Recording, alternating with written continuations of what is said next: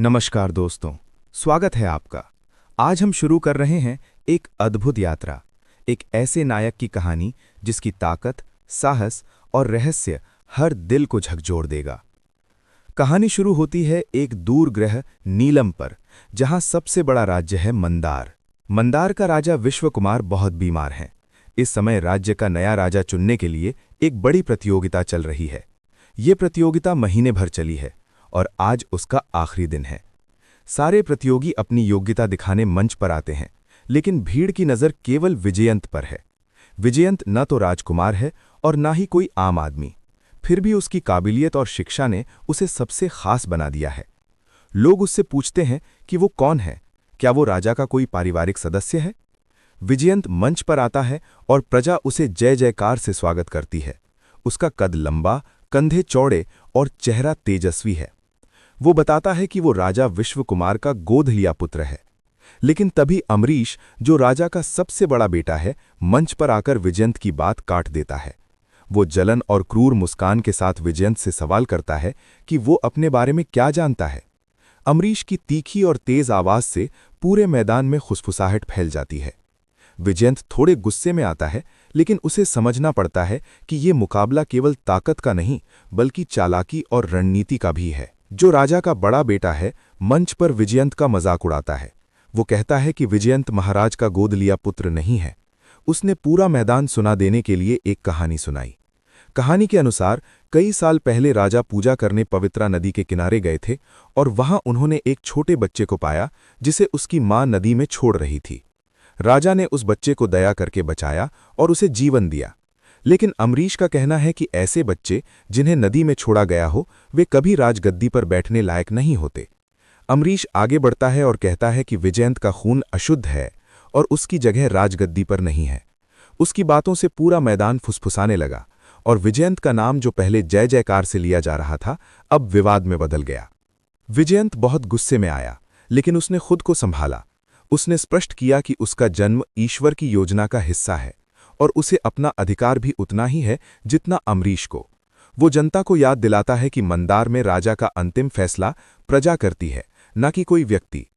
जब अमरीश फिर से विजयंत को नीचा दिखाने लगा, विजयंत ने मंच पर रखा भाला जमीन पर पटक दिया, ये दिखाने के लिए कि वो डरने वाला नहीं है।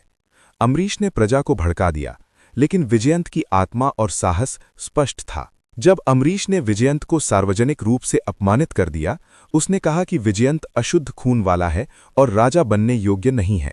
भीड़ में हलचल मच गई और माहौल तनावपूर्ण हो गया। विजयंत ने खुद को संभाला और गुस्से में लेकिन शांति से कहा कि उसने हर चुनौती जीतकर अपनी जगह बनाई है और उसके खून पर सवाल उठाना गलत है। इसी बीच राज परिवार के सैनिक मंच की ओर बढ़ाए और विजयंत को चेतावनी दी कि अगर उसने विरोध किया तो उसे गिरफ्तार कर लिया जाएगा। अब प्रजा भी विजयंत के खिलाफ हो गई थी। वो अपने बचपन के प्यार समारा की नजरें ढूंढने लगा। समारा ने उसकी ओर देखा, लेकिन फिर नजरें हटा ली। भीड़ में दो खतरनाक राक्षस सैनिक विजयंत को ढूंढ रहे थे। अचानक एक पत्थर और अपमानजनक शब्द उसके कानों में लगे। विजयंत के माथे से खून बहने लगा। वो गुस्से में गरजा और प्रतिज्ञा की कि एक दिन पूरी दुनिया उसके सम्मान पर खुद को ऋणी महसूस करेगी। विजयंत जल्दी से मैदान से बाहर निकल गया और मुख्य सड़क की ओर बढ़ा ताकि अपने मन की आग शांत करे। वो पवित्रा नदी की ओर गया, जहां बचपन से ही परेशान होने पर शांति मिलती थी।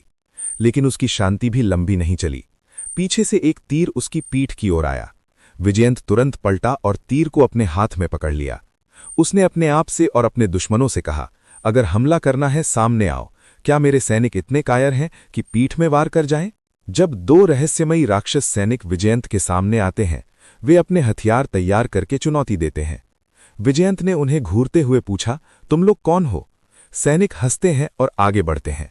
विजयंत के पास कोई हथियार नहीं था, लेकिन उसने नदी किनारे पड़े पत्थरों का इस्तेमाल अपनी सुरक्षा और हमला करने के लिए किया। उसकी ताकत और तेजी देखकर सैनिकों को जल्द ही एहसास हो गया कि वे उसके सामने टिक नहीं सकते। तभी एक सैनिक गायब हो जाता है और दूसरा खंजर फेंकता है। विजयंत बचने के लिए पीछे हटता है, लेकिन गीली मिट्टी में फिसलकर उसका सिर चट्टान से टकरा जाता है। पवित्रा नदी की लहरें उसके खून से लाल हो जाती हैं और अचानक एक भंवर उसे अपने अंदर समेट लेता है, जैसे मां अपने बच्चे को गोद में उठा लेती है। सैनिक डर के मारे चिल्लाते हैं, अब हमें महारानी क्या कहेंगी? ये तो शापित नदी है। वे जानते हैं कि वहां आदमखोर डायन रहती है। भय से उनकी चालें अटक जाती हैं और विजयंत भंवर से बाहर निकलने की कोशिश करता है। लेकिन अचानक उसे लगता है कि कोई उसे पकड़ रहा है।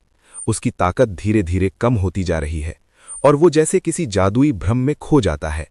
विजयंत अपने आप को लहरों में छोड़ देता है और उसके होठों पर एक रहस्यमयी मुस्कान आ जाती है। जैसे ही वो संभलने की कोशिश करता है, जंगल में पत्तियों की सरसराहट सुनाई देती है। चांद की रोशनी में एक भयानक चेहरा पानी पर उभरता है, वही डायन जिसकी क्रूर मुस्कान विजयंत को देखकर खिल उठती है। तो दोस्तों, पहला एपिसोड यहीं खत्म होता है। अगर आप जानना चाहते हैं कि विजयंत की ये रहस्यमयी और साहस भरी यात्रा आगे कैसे बढ़ती है, तो हमारे चैनल को सब्सक्राइब करें और बेल आइकन दबाना ना भूलें ताकि अगला वीडियो सबसे पहले आपके पास पहुंचे।